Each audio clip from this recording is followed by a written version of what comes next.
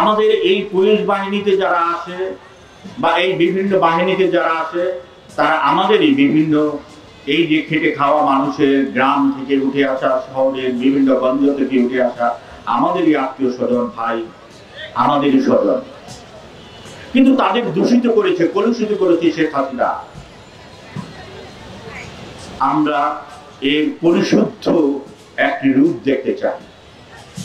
কারণ আমাদের দেশে গড়ে তোলার জন্য এই পুলিশকে লাগবে। আমরা আমাদের দেশ ছাড়া অন্য কোনো দেশ থেকে এদেরকে আনতে পারবো না। সুতরাং এদেরকে গড়ে পিটে আমাদের জন্য, দেশের জন্য তৈরি করতে হবে। এই কাজটা এই সরকার করবে।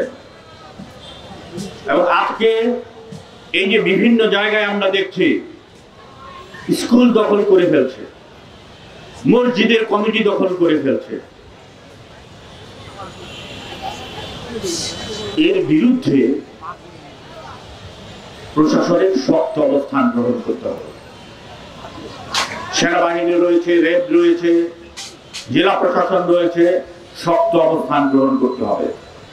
এবং এই যে আমরা দেখছি বিভিন্ন মাজারে হামলা হচ্ছে, গত শুক্রবারেও নারায়ণগঞ্জে এক জায়গায় এই কাণ্ড ঘটানো হয়েছে, আমরা এর তীব্র নিন্দা জানাই। বিভিন্ন ধর্মের বিশ্বাসী মানুষ রয়েছে, ইসলাম ধর্মেরও বিভিন্ন দৃষ্টিভঙ্গির মানুষ রয়েছে।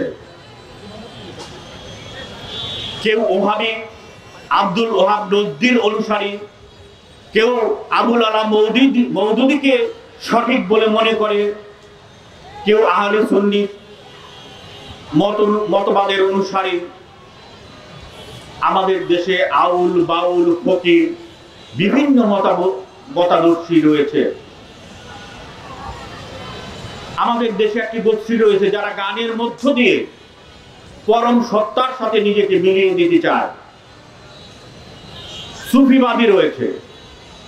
প্রত্যেকের স্ব বিশ্বাস নিয়ে, ধর্ম নিয়ে তাদেরকে থাকতে দিতে হবে। এইটি সরকারকে নিশ্চিত করতে হবে। কোন একটি মত আরেকটি মতকে টুপি চেপে ধরবে, আমরা কখনোই এইটি সভ্য দেশে আমরা আকাঙ্ক্ষা করি না। আমরা সভ্য দেশের চিত্র আমরা এইটি মনে করি না। আমাদের মুক্তিযুদ্ধের আমাদের স্বপ্ন এবং আকাঙ্ক্ষা যেটি, সেটি হচ্ছে সকল মতকে ধারণ করে সকল পথকে একসাথে মিলিয়ে একই স্রোতে অগ্রসর করে দেয়া। আমাদের বৈষম্য বিরোধী ছাত্র আন্দোলনের যে স্পিরিট যেটি, সেটি তাই।